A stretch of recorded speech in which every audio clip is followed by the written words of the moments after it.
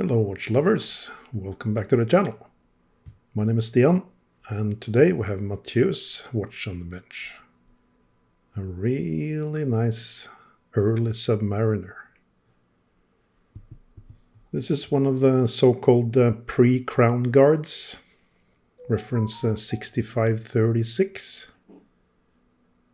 And I think we'll see it better a little bit later on, but it has a beautifully aged dial, a tropical dial. See, the case is in very good condition. Probably has been polished at some point, but not over polished. Also comes on the original bracelet. So yeah, this is a pretty nice collector's watch. This reference typically sells for at least 30,000–40,000 euros / dollars. And when they're in this condition, they probably go for a bit more even. So as you might have guessed, this watch has radium hands and dial loom. The watch is from 1957, and back then they still used radium. It's not healthy. I went through it in quite some detail in a video that you can find here or in the description. Let's have a look at the time grapher. And we can see that the lines are quite straight, which is what you're looking for at this point. On radium watches like this, I always use some special equipment to protect myself. And that makes quite a lot of noise, this suction I have here. I also use a mask, just to make sure I don't inhale any of this radon gas or radium particles. Let's turn that down, and then we can open the watch up and see what's inside. What the? Not again! Oh! Man, that got me worried there for a second. That seems to happen every time I work on a Rolex. So this is the 1030 movement. It is sometimes referred to as the first in-house chronometer automatic movement from Rolex. Of course, what is in-house and not is a long discussion. And Rolex movements were made by the Egler factory until 2004. Before that, Egler made movements for other manufacturers as well. Pretty much just two. It was Gruen in the US market, and then Rolex in other markets. And after Gruen almost went bankrupt during the Great Depression in the US, Rolex became the sole buyer of Egler movements. While talking about that, we took the dial and hands off. We see that beautiful dial, very nice, gilt black dial, but the black has then turned a little bit brown in what they call a tropical dial, and that makes the watch even more collectible and valuable. The movement is high quality, of course. It was an early bi-directional winding movement and quite interesting automatic design. And famously, Rolex didn't start out as a watchmaking company. Their business model was more one of marketing, in where they bought high quality elements, movements, styles, cases, and so forth, and then assembled it under the Rolex name. And of course, the marketing prowess is what has made Rolex so dominant, more than anything else. Here I'm taking off the driving wheel for the second pinion. There's very little space between the wheel and the bridge, so I'm using a highly polished Presto tool to take it off, to minimize the marks. There are already a couple of marks there, unfortunately, but I'm pretty comfortable I didn't contribute to those. The rest of the movement is fairly straightforward. Gonna take out the wheels, the gear train. And then I forgot to take off the cannon pinion on the dial side, so we're going to have to leave the center wheel for now. We can then turn the movement over. I like to always have the stem on the opposite side of this tightening screw on the movement holder. And yeah, there's some work going on in the background in the workshop. When I take the cannon pinion off, then the center wheel also falls out. And then it's just the keyless works left before we can clean the parts a little bit before putting them in the cleaning machine. There are a lot of jewels in this movement, especially for the time it was made. 26 jewels in the movement in 1957. That was quite unheard of. Nowadays, the number of jewels in the movement doesn't necessarily say so much. There are some movements that have a couple hundred jewels, it seems, and they're not high quality. But back then, having more jewels generally meant higher quality. Speaking of jewels, we're taking out the shock settings. This watch has old-style KIF shock settings. And then we can disassemble the automatic module and take the mainspring out of the barrel. Now, this is interesting. The barrel isn't completely closed, so the lid is a little bit open. Not sure exactly what happened here, but yeah. I'm going to have to check the barrel before we reassemble everything, that it does snap shut. Speak of snapping, that mainspring certainly snapped out. And that is a key reason why I do not hold the mainspring over the parts I've disassembled when it's about to come out of the barrel. So the last thing to do then before putting the parts in the cleaning machine baskets is to clean the pivots of the wheels a little bit extra. Already pegged the jewel holes for any crusted lubrication, so then we can put all the parts into the cleaning machine baskets. Let's speed that up a little bit. And no, I don't put all the parts into the baskets. In particular, parts that have plastic or rubber on them or in them, you cannot put in the cleaning machine. The liquids are too strong. And I also don't like to put small springs in there. In general, it's also not necessary to put the screws in, unless the screws are, of course, dirty. I want to also take this opportunity to thank my members, both on YouTube and Patreon. Thanks so much, guys. Really appreciate it. As a member, you get access to exclusive videos made only for the members. You also get access to a Discord server where we discuss together, find new solutions, that kind of thing. You can check the different tiers of the memberships by clicking on the join button below, or you can check this URL on patreon.com.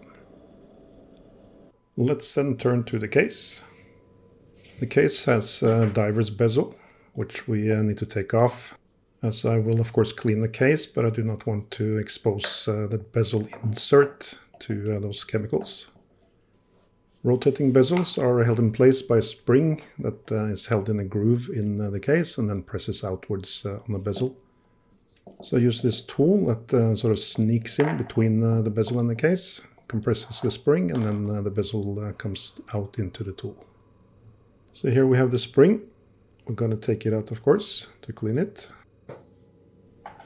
Now, given that this was originally a diver's watch, we have an extra bezel on the watch that actually keeps the water out. To take that one off, we're going to use another special tool. This one has 4 jaws, or 4 blades rather, that press in between that bezel and the case. And I'm using plastic to protect the case. And you can see I'm also double checking to make sure that those blades are in the right place. And as you could hear from that snap, these bezels are tight. So there we have the crystal in the bezel. I'm going to take the crystal out as well, of course. Interestingly, this crystal actually had a date window, but that was probably polished off by some person. So there's just a faint outline of it now. Now we saw the old case back gasket was not so good anymore, but the tube gasket is much worse. It's gone completely hard. So we more or less have to dig it out. What I want to do is to get a little bit out first, and then we can let either the ultrasonic do the rest, or try to gently get out the remaining pieces. So with that, let's get the case into the ultrasonic.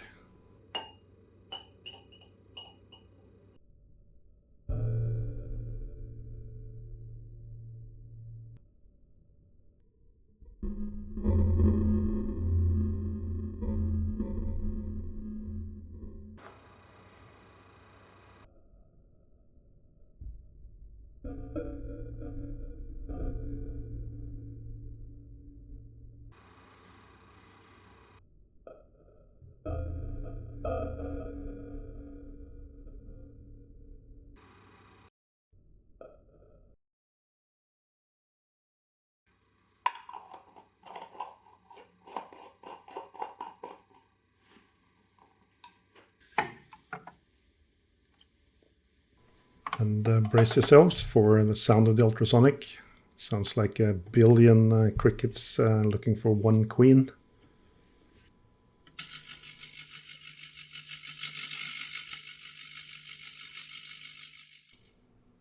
So we're going to treat the escapement with epilam. That is liquid that leaves a thin film on the parts, and that film helps the lubrication stay in place better. So you saw me also take the capstone off the escape wheel jewels. That is typically not necessary, but of course it is preferable to do it if you can. Those can be a bit tricky to get back in, so I will show you that later, how to do that. The other parts that we're treating with epilam is the escapement parts. So the escape wheel, pallet fork, capstone, shock settings. After immersing them for a couple of minutes, we take them out, and then I'm also going to clean the pivots of the pallet fork and the escape wheel. That's just to make sure there isn't any residue there that might interfere with the gear train. For the capstones, it's crucial that they are very clean. So if you're not entirely happy with that, you can do what I'm doing here. Just rub it a little bit against your tissue paper. And when we're happy that the capstones are completely clean, then we put a little drop of oil in the center. And then we can put the chateau on top. When putting the chateau on top, that can be a bit difficult sometimes. More difficult with KIF than with Inca block.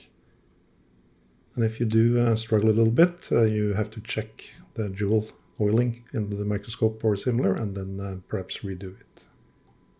Of course, my wife always insists that I'm perfect. It can actually be a little bit tiring sometimes that she always brags about how perfect I am. These old KIF shock settings are also a little bit troublesome sometimes. They rotate a little bit on a little ring inside the block. So for this one I have to use a microscope. But ultimately it gets in place, and then we can check if the balance oscillates freely.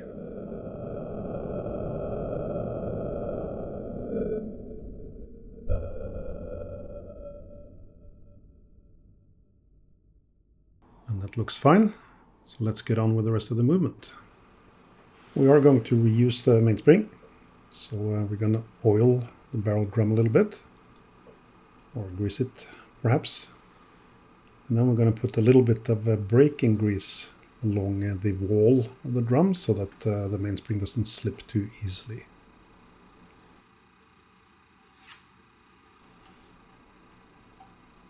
And no, it's not always easy to get this in focus. If I use autofocus, then the camera tends to just focus on my fingers.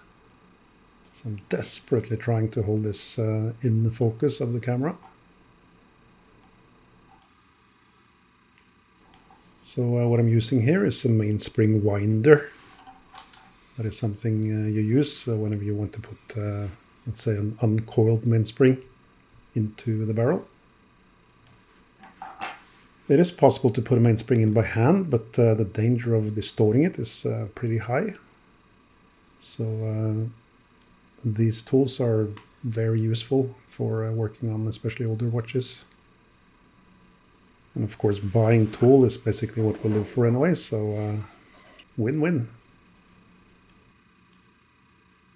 So once we wound the mainspring into the mainspring winder's barrel, we can see here, we can turn it down, basically just pop it into the drum of the barrel that goes into the watch. Then we put a little bit of grease on the top of the mainspring also. And after getting the barrel arbor in, we're going to put a little bit of oil on the shoulder where it rubs against the lid. When we disassembled the watch, we remember that it was a little bit opened. So I'm just making very sure that it's closed now. Let's also have a look at the capillary effect. So for the other side of the barrel, I'm going to put a little bead of oil just in the gap between the drum and the barrel arbor. And we see it basically just disappears. It's sort of sucked into that area. And that's the capillary effect. So with that we can start putting the train back together. And as noted, this movement has a lot of jewels, so there are 2 extra jewels for the escape wheels, or actually more than 2 even. So one on the underside of the dial side of the main plate, and then also on the train bridge. So let's have a look under the microscope. We took off this shock protection here. Putting it back together, it should be relatively simple, but it can also be tricky. After putting the capstone in, we then try to put the spring back. We just get those 2 prongs into that little groove around the jewel. And then we pull the whole thing back until that little head also goes into the groove. You can lubricate that capstone directly, but it's honestly easier to just oil it from the underside. So that's what I did here. In most cases it shouldn't be necessary to take the spring off either. So just check if the jewel is clean, and if it is, you don't have to take the spring off. Over on the dial side, we're going to first lubricate the sliding and winding pinions, and then we can put the stem in. So what is perhaps most interesting about Rolex to me is that it's a bit of a controversial brand. So there's a pretty big split between, let's say, the general public and watchmakers in the interest of Rolex. So a couple of friends were over for Watches and Wonders, and during the run-up to it, we went on a little trip around the area, went to the Omega Museum, and then afterwards we were like, okay, where should we go next? And the 2 options were the Rolex Museum and the Longines Museum. And then we were like, so should we go to Rolex? And then we just went to Longines, which was a really nice museum, by the way. If you have the chance, you should absolutely go. And when we went to Watches and Wonders, we had absolutely 0 interest in going to see Rolex. It's just such an uninteresting brand for watchmakers generally. But for the general public, it's of course the opposite. In Watches and Wonders, the longest line by far, probably 3 times longer than any of the others, was for Rolex. So why do you think this is? Let me know in the comments what you think. Talking about that, we have managed to get the train together. We put the keyless works together. So we just need to put the pallet fork in and lubricate it. And this is where we have the first real problem with the watch. That is a chip on the exit pallet stone. If we look at it in a little bit different angle, we can see the top left corner of the jewel is chipped off. Given that it's the top left corner, it doesn't actually impact the watch that much. If this had been where the escape wheel teeth would slide over the surface, then we would have seen it in the first time graph output. So for the direct functioning of the watch is not really an issue. The danger, of course, is that it might chip more. So given that Matthieu lives in Switzerland, I agreed with him that I will try to find a replacement pallet stone and then replace it later. But for now we can live with this. So let's demagnetize the movement and then see how it runs after being cleaned and relubricated. And that looks pretty alright. So obviously we need to adjust the timekeeping a little bit. I'm going to go back and forth here a few times with the regulator to try to find just a few seconds plus per day. And after a little bit of work, we're getting to the zone we want to be in. And with that, we can then start putting the rest of the watch together. First, we have this driving wheel for the seconds pinion. We don't want to press that driving wheel too far down. It just needs to be pressed down so much that it's, of course, friction tight, but also that it meshes with the seconds pinion. But we'll try to let it not go as deep down as it was when we got the watch. So with that, we're gonna turn over to the dial side, put on the hour wheel and then the dial. And to a vintage lover, this dial is just super. Of course, I'm sure there's gonna be someone in the comments saying, why didn't you clean the dial? Anyway, getting back a little bit to this discussion about why watchmakers might not like Rolex so much, but obviously the buying public does. I think part of it is that Rolex, they don't make watches with interesting complications. Basically, Rolex watches are automatic with date, and that's pretty much it. Also, even though Rolex does have a few firsts, like the first waterproof watch, first automatic watch with a date, that kind of thing, they are kind of boring, at least to a lot of us. Personally, I have two Rolexes, Datejust and Zephyr, and sadly I never wear any of them, even though they are of course vintage. I think this watch is very nice. I wouldn't mind wearing this one. Also because it's quite discreet and not this blingy in your face of modern days Rolex. I think the modern image of Rolex is also one I don't really want to be associated with. Too many people buying Rolex just as a status symbol, just to show off and get, I don't know, street cred. So here I'm pressing on the bezel, holding the crystal down. And this is what really makes the watch waterproof, or did make the watch very water resistant, to be more precise. As watches go through life, they get a lot of bumps and twists, and going through service, they're opened, and this all adds up to tiny little, let's say, valleys and peaks in the metal that the rubber gaskets just cannot fill. And then you get loss of water resistance. All right, with the movement in the watch, we can then put together the automatic module. This is, let's say, one of the first movements with those reversing wheels. It's pretty much the same as they use nowadays. The color isn't the same, obviously, but the principle is. One little quirk with this automatic module is that it is very beneficial to put the rotor on before you put the module onto the watch, because the bolt that holds the rotor in place does not extend all the way down to the base movement.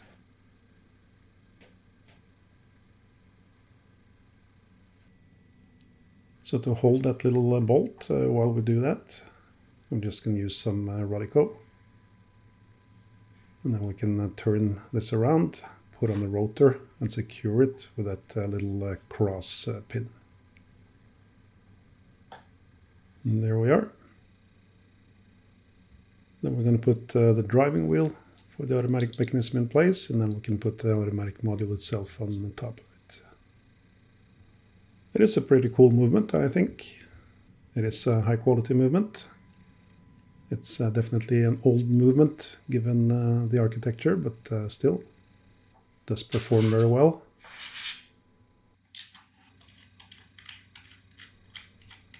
All right, with the case back on, we are pretty much ready to see the watch on the wrist. And also put on the bracelet, of course.